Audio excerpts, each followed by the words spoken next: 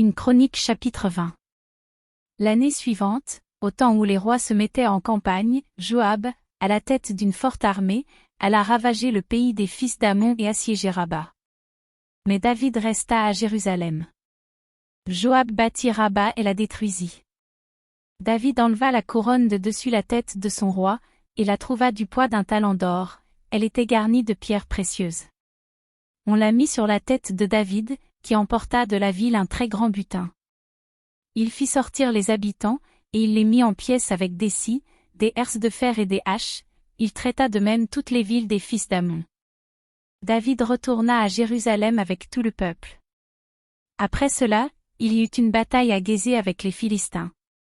Alors Sibcaï, le Huskatite, tua Sipaï, l'un des enfants de Rapha. Et les Philistins furent humiliés. Il y eut encore une bataille avec les Philistins. Et Elchanan, fils de Jaïr, tua le frère de Goliath, Lachmi de Gath, qui avait une lance dont le bois était comme une ensouple de tisserand. Il y eut encore une bataille à Gath. Il s'y trouva un homme de haute taille, qui avait 6 doigts à chaque main et à chaque pied, 24 en tout, et qui était aussi issu de Rapha. Il jeta un défi à Israël, et Jonathan, fils de Skiméa, frère de David, le tua. Ces hommes étaient des enfants de Rapha à Gath.